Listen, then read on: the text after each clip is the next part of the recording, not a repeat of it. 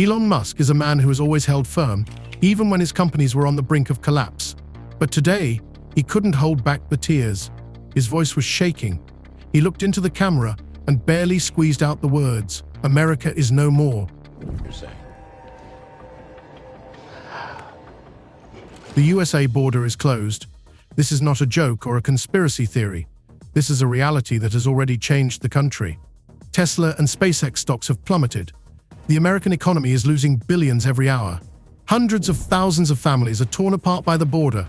Trucks are standing dead weight. Goods can't cross the country. Musk is shocked. Corporations are panicked. Politicians are divided. Obviously, Elon here. I'm at Eagle Pass, just arrived, and we're just going to go around and talk to the major officials and law enforcement and whatnot that are here and just kind of eyeball the situation, get a sense for what's going on, and so you can get the kind of like the real story. But who is behind this decision? Why is this happening now? And most importantly, what happens next? This issue may be the most important one you'll see tonight. We take everything that is happening apart, uncover the behind-the-scenes power games, and look for a way out of this catastrophe. Elon Musk has always been known for his resilience, determination, and composure, even in the most difficult situations. He has overcome countless challenges, from the near bankruptcy of Tesla in 2008 to the incredibly difficult ordeal of launching SpaceX. He smiled when rockets exploded and spoke optimistically about the future, even when companies were on the brink of collapse. But no one expected to see him like this, broken, shaken, with his voice shaking and barely holding back tears. Sorry. Hey guys, how's it going? This is the shot right here. Okay, Look at this. These people, you see how orderly it is? Yeah, I mean, it's very orderly. So It's like an orderly, chaotic, unruly event that's happening. okay, And it's wrong. It's wrong for everybody involved. sure. We're not talking one or two people. We're talking thousands of people every day. Thousands of people every day. Yeah. Yeah. All right. Oh well. Okay, I'm gonna end the live stream now. That moment happened during a special interview recorded in his private office at Tesla's headquarters in Austin, Texas. Musk agreed to comment on the sudden closure of the US border, an event he said would change America forever. At the beginning of the interview, he spoke smoothly, analyzing the situation the way he usually does, with technical precision and strategic thinking. After a few minutes, however, there was a note of alarm in his voice. Then, when he was shown footage of closed border crossings, he fell silent. The cameraman held his breath. Musk shook his head as he stared at the screen, his face losing its usual expression of confidence for the first time in a long time. The video showed shots of deserted checkpoints littered with trash and dust. The place used to be bustling with life, a stream of trucks, people, tourists, workers, but now it looked like a scene from a post-apocalyptic movie. Some Mexican entrepreneurs, unable to do business, slept in their cars, hoping the border would open in a day or two.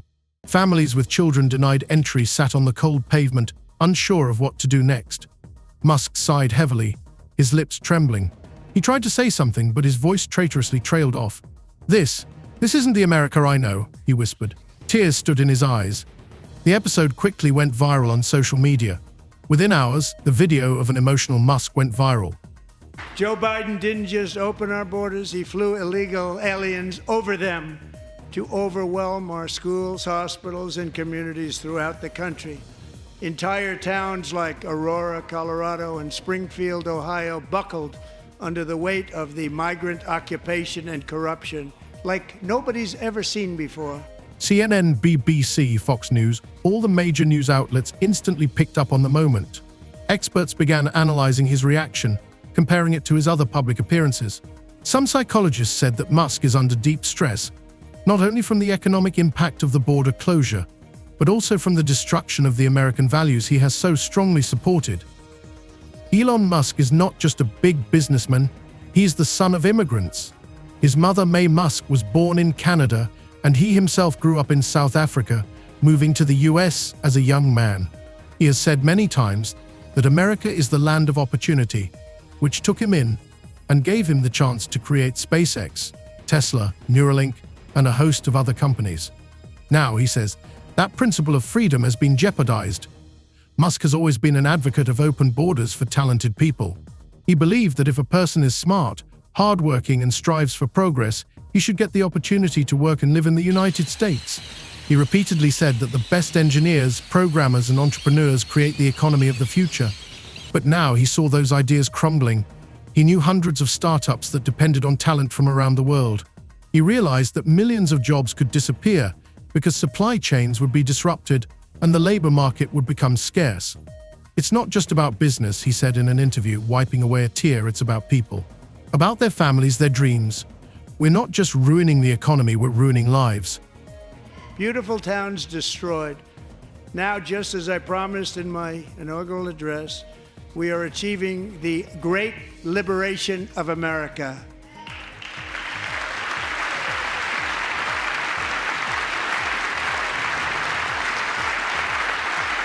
After Musk's interview, a veritable wave of protests began. Thousands of entrepreneurs, employees of the affected companies, as well as ordinary Americans whose families were separated by the border, took to the streets of New York, Los Angeles, Chicago, and Houston. People demanded that the decision be reconsidered, insisting that political games should not destroy people's lives.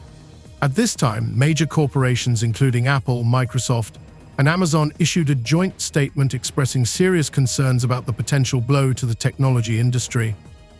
Many companies explicitly stated that they would be forced to move production and research centers outside the US if the border remained closed. Even among politicians, a split has begun to emerge. Some senators who previously supported closing the border have begun to think about its economic and social consequences. If even someone like Musk, who has always stood for American values, says this is a disaster, we should listen, said one Republican senator. The day after Musk's interview, Tesla's stock price plummeted, losing 4% in a matter of hours. Investors began to get nervous, realizing that if Musk is not sure about the future, it means that the crisis is really serious. Meanwhile, Elon Musk himself did not stop at words. He appealed to the US Congress, demanding an urgent review of the situation and offer a more reasonable solution. He also promised to invest in the creation of independent logistics chains to help small businesses cope with the crisis. However, the main question remained, can America once again become the country that inspires people around the world? Or will it forever change course, closing the doors to talent, opportunity, and economic growth? This emotional moment, when the billionaire who fears nothing could not hold back tears, became a sign of alarm for the entire world. The decision to close the US border became the most discussed event of the decade. It happened suddenly, without much debate, without warning, without any real exit plan. Overnight, border crossings emptied, trucks stopped, and millions of people found themselves on opposite sides of an invisible but impassable wall. But what was the cause? Why did the government take such a radical decision, risking the economy, relations with neighbors, and its own political stability? The official version of the authorities sounds convincing, but is it really so? At this morning's White House briefing, the US press secretary said, "We are making this decision in the name of national security, protecting American workers and preserving our nation's sovereignty. We can no longer allow an uncontrolled flow of people and goods that threatens our economy and society." The rhetoric sounded familiar. Politicians have used it for decades, but never before had the measures been so drastic. The administration's main talking points: stop illegal migration. Border Patrol had lost control of the southern border, officials said. Thousands of undocumented people were sneaking into the US every day, jeopardizing security and overwhelming social services. Protect American jobs. The White House argues that cheap labor from abroad was driving down American wages, and companies were choosing to hire foreigners instead of US citizens. Fighting drug trafficking and crime. According to FBI reports, drug smuggling has increased by 40% in recent years. Authorities said criminal cartels use the border to smuggle dangerous substances, weapons, and finance illegal operations. Preventing a threat to national security. There have been hints on the sidelines of the administration that people with ties to terrorist groups may be infiltrating US soil. This argument was particularly powerful. Fear of external threats has always worked without fail. But there is another version. Political scientists and economists literally exploded with indignation. After all, the reality is not as simple as officials claim. Many began to ask uncomfortable questions. Why did the shutdown happen so abruptly without warning? Where is the evidence that the US economy is suffering because of migration? Who will actually benefit from this decision? One leading analyst said in an interview with CNN, "This is pure politics. It's not protecting America, it's protecting ratings." The president was facing the toughest election in US history. His popularity was plummeting, the economy was showing worrying signs of instability, and the opposition was preparing to deliver a crushing blow. What could have saved his position? Harsh measures that could be portrayed as fighting for American values. Politicians needed to show that they were in control, and closing the border was the perfect step to mobilize supporters and make doubters rally to power. An even more disturbing version is that the decision was not motivated by concern for citizens, but by the interests of certain elites. Many analysts paid attention to large corporations that supported the closure of the border. Some business giants have long lobbied for stricter immigration restrictions, ostensibly to preserve American jobs. But what if it was actually done to artificially create labor shortages, raise prices, and strengthen their monopoly on the market? After the border closure, the US saw a spike in prices for construction services and agricultural products. Some companies began laying off workers en masse, citing new realities. Shares of corporations related to the defense industry and private security agencies rose sharply. Coincidence? Some experts have advanced an even more disturbing hypothesis. What if the border closure is not a mistake, but a conscious move to transform the economy? There is a view that the world's major powers have entered a new era of isolationism. The US could follow the example of some Asian countries in trying to create a fully autonomous economy, canceling trade agreements, moving production back to the US, developing the domestic market. All of this fits into the concept of economic nationalism. But is America ready for such a turnaround? After all, the closing of the border has led to real chaos. The supply of components for the auto industry has been halted. General Motors and Ford plants have been threatened with closure.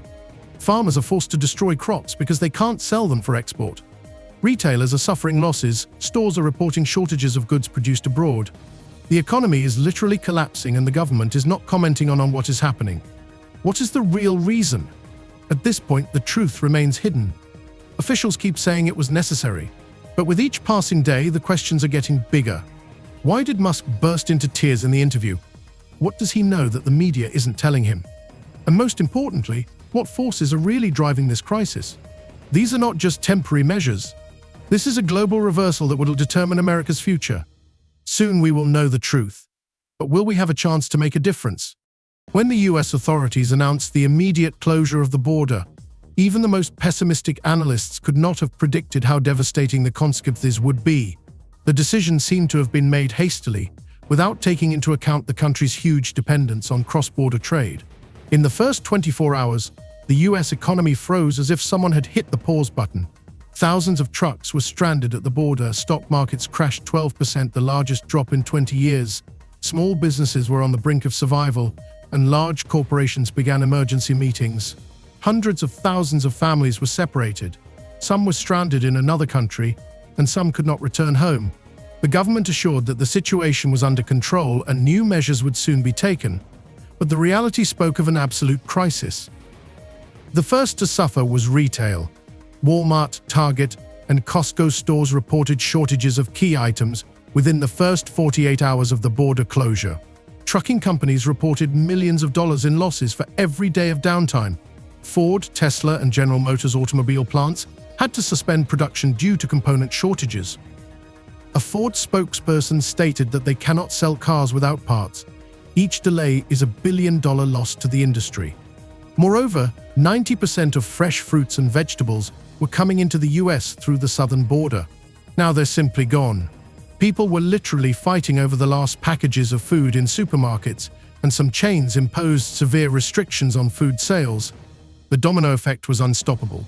While large corporations were able to make up for their losses, small businesses were trapped. Small coffee shops and bakeries that depended on Mexican coffee and cocoa began closing their doors. Restaurants across the country experienced severe shortages of fresh produce, and many simply went out of business.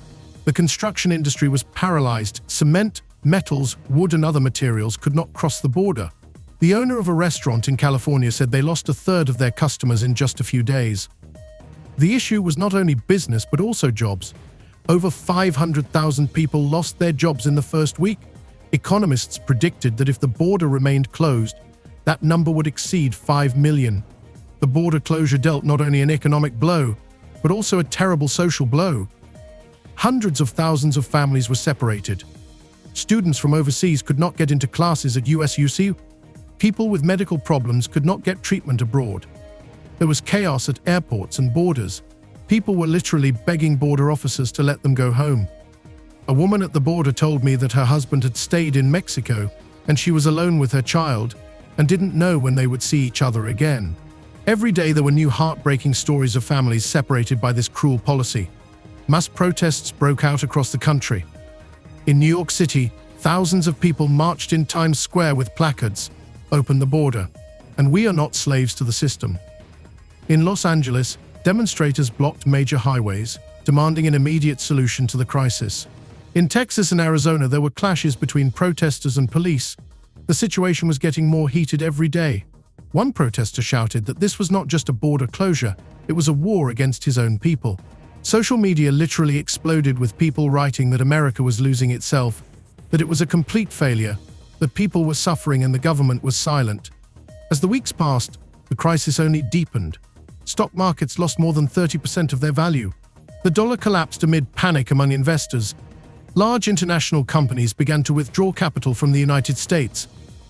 One of the Bloomberg analysts said that if the situation does not change in the coming months, the US will face the worst economic crisis since the Great Depression. But despite all these disastrous consequences, the authorities continued to defend their decision. What will happen next? Will America be able to recover? What are the real motivations for closing the border? And most importantly, who is behind this crisis? The decision to close the border was not just an unexpected political move, but signaled a fundamental change of course for the United States. For the first time in decades, a country that had always prided itself on its open doors was now looking inward, refusing to cooperate globally. It was a turn that experts call the beginning of the era of isolation, and its consequences could be far more devastating than anyone expected. Immediately after the official announcement of the border closure, the White House unveiled a new policy called America for Americans. This slogan sounded proud, but it masked an ideology that many were already calling out isolationism. Politicians assured that the US would become self-sufficient, would no longer depend on other countries, and would be able to prosper from domestic resources. But in reality, the economy was already bursting at the seams, and the population was terrified of uncertainty. The border closure was the trigger for one of the most serious political crises in US history. The country split into two camps. Some supported the policy, seeing it as necessary to protect jobs, security, and strengthen domestic production. Others saw it as a threat to democracy, the destruction of the economy, and the loss of US international prestige. Protests swept major cities. In New York, Washington, D.C., and San Francisco, hundreds of thousands of people took to the streets to demand that the border closure be lifted and order restored. The authorities reacted harshly. Security forces dispersed demonstrators, curfews were imposed. Localized riots broke out in some cities, and clashes with the police led to mass arrests. At the same time, in more conservative states like Texas and Alabama, people supported the new decision. They organized rallies in support of the closed borders policy, demanded stronger control over immigration, and an end to any cooperation with other countries. Political analysts warned, if the situation did not change, the US could face the most real internal instability, which could turn into a social crisis. The closure of the border caused not only internal division, but also seriously shook international relations. The first to react were the closest neighbors, Mexico and Canada. Both states stated that such a move by the US was a gross violation of all international treaties and jeopardized many years of economic cooperation. The leaders of these countries made harsh statements, demanding explanations and threatening to take retaliatory measures. But the reaction of the European Union was particularly alarming. Germany, France, and the United Kingdom expressed concern that the US was drifting into total isolation. Some European diplomats compared the decision to the beginning of the political and economic Cold War. China and Russia took advantage of this moment to increase their influence in international trade. They began to offer new trade agreements to other countries, claiming that they would now be the leaders in the global economy. The US was gradually losing influence, turning from a world leader into a closed country that refused to cooperate globally. The White House claimed that the new policy would allow the country to develop its own production, create jobs, and reduce dependence on other countries. But economists warned such a path threatens complete economic collapse. The US economy used to be built on global supply chains. Companies imported components, raw materials, and labor from all over the world, which allowed them to reduce the cost of goods. Now that the border is closed, imports are impossible, which means that production is paralyzed. Companies began to experience catastrophic shortages of resources. For example, in the automobile industry, assembly lines had to be shut down because of a lack of parts that used to come from Mexico and China. In the technology sector, the shortage of semiconductors caused the price of electronics to skyrocket. Consumer goods that used to flow freely across borders now became scarce. People began to notice empty shelves in supermarkets, and goods that used to be affordable were now out of reach. The government said that these were temporary difficulties and soon the US would adapt to the new economic reality. But with each passing day, it became obvious. Isolation was destroying the economy faster than anyone could have imagined. America had always been a cultural leader, dictating trends in music, movies, technology, and innovation. However, things began to change dramatically after the border closed. Hollywood faced a crisis. The international market, which had generated the lion's share of profits, was lost. Most blockbusters could not be released outside the US, and foreign movie studios stopped cooperating with their American counterparts. Technology giants like Apple, Google, and Microsoft began to suffer huge losses because they could no longer sell their products freely in international markets. American universities, which attracted the best students from around the world, began to lose funding as foreign students could no longer enter the country. This hit scientific research and led to an exodus of minds that now sought opportunities in Europe and Asia. Over time, it became clear the US was no longer the center of the world. Economists and analysts warned that if the situation did not change, the US risked repeating the fate of countries that had once tried to isolate themselves from the rest of the world.